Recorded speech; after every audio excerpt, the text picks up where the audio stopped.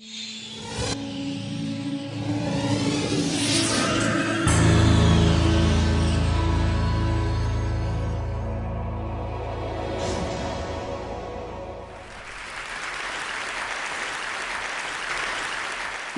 may have heard about the Quran's idea of paradise being 72 virgins, and I promise I will come back to those virgins. But in fact, here in the Northwest, we're living very close to the real Quranic idea of paradise, defined 36 times as gardens watered by running streams. Since I live in a houseboat on the running stream of Lake Union, this makes perfect sense to me. But the thing is, how come it's news to most people? I know many well-intentioned non-Muslims who've begun reading the Quran but given up, disconcerted by its otherness. The historian Thomas Carlyle considered Muhammad one of the world's greatest heroes, yet even he called the Quran as toilsome reading as I ever undertook, a wearisome, confused jumble. Part of the problem, I think, is that we imagine that the Quran can be read as we usually read a book, as though we can curl up with it on a rainy afternoon with a bowl of popcorn within reach, as though God, and the Quran is entirely in the voice of God speaking to Muhammad, were just another author on the bestseller list. Yet the fact that so few people do actually read the Quran is precisely why it's so easy to quote. That is, to misquote. Phrases and snippets taken out of context in what I call the highlighter version, which is the one favored by both Muslim fundamentalists and anti-Muslim Islamophobes. So this past spring, as I was gearing up to begin writing a biography of Muhammad, I realized I needed to read the Quran properly as I could, that is. My Arabic's reduced by now to wielding a dictionary, so I took 4 well-known translations and decided to read them side by side, verse by verse, along with a transliteration and the original 7th century Arabic. Now, I did have an advantage. My last book was about the story behind the Shia-Sunni split, and for that I'd worked closely with the earliest Islamic histories, so I knew the events to which the Quran constantly refers, its frame of reference. I knew enough, that is, to know that I'd be a tourist in the Quran, an informed one, an experienced one even, but still an outsider, an agnostic Jew reading someone else's holy book. So I read slowly. I'd set aside 3 weeks for this project, and that, I think, is what is meant by hubris, because it turned out to be 3 months.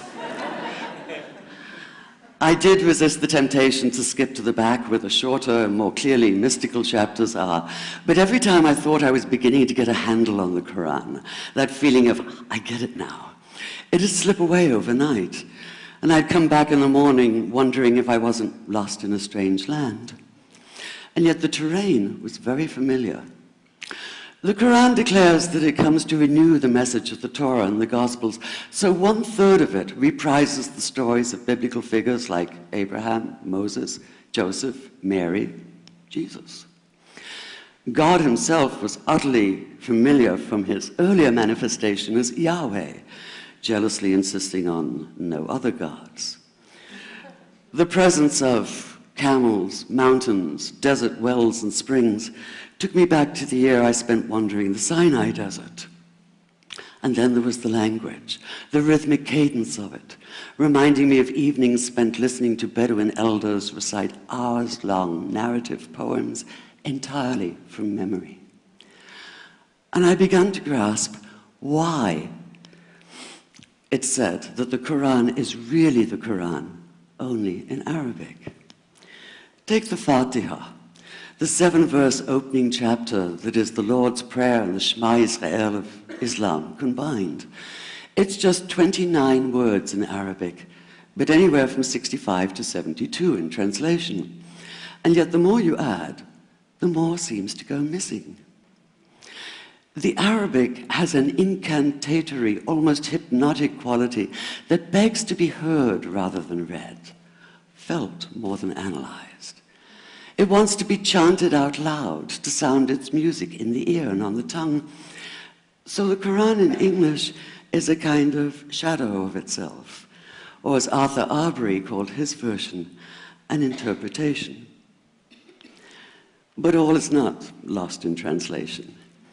As the Quran promises, patience is rewarded, and there are many surprises. A degree of environmental awareness, for instance, and of humans as mere stewards of God's creation, unmatched in the Bible. And where the Bible is addressed exclusively to men, using the second and third person masculine, the Quran includes women, talking, for instance, of believing men and believing women, honorable men and honorable women. Or take the infamous verse about killing the unbelievers. Yes, it does say that, but in a very specific context.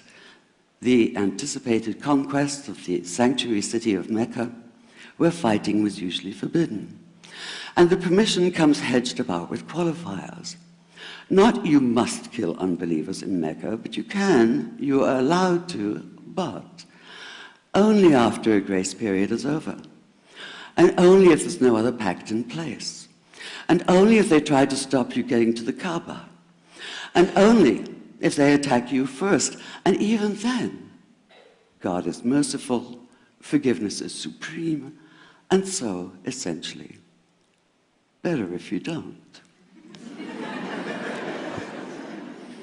This was perhaps the biggest surprise. How flexible the Quran is, at least in minds that are not fundamentally inflexible.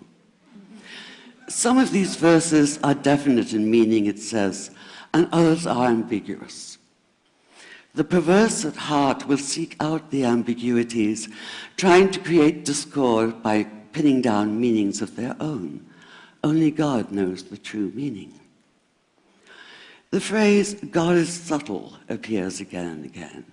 And indeed, the whole of the Quran is far more subtle than most of us have been led to believe, as in, for instance, that little matter of virgins and paradise. Old-fashioned Orientalism comes into play here. The word used 4 times is huris, rendered as dark-eyed maidens with swelling breasts, or as fair, high-bosomed virgins. Yet all there is in the original Arabic is that one word, huris. Not a swelling breast or high bosom in sight. Now, this may be a way of saying pure beings, like in angels, or it may be like the Greek kos or kore, an eternal youth. But the truth is, nobody really knows, and that's the point. Because the Quran is quite clear when it says that you will be a new creation in paradise, and that you will be recreated in a form unknown to you, which seems to me a far more appealing prospect than a virgin.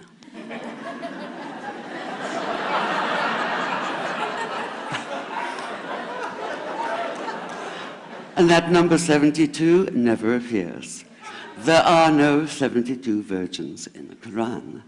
That idea only came into being 300 years later, and most Islamic scholars see it as the equivalent of people with wings sitting on clouds and strumming harps. Paradise is quite the opposite.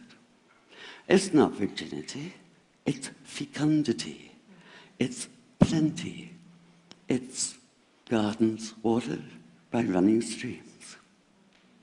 Thank you.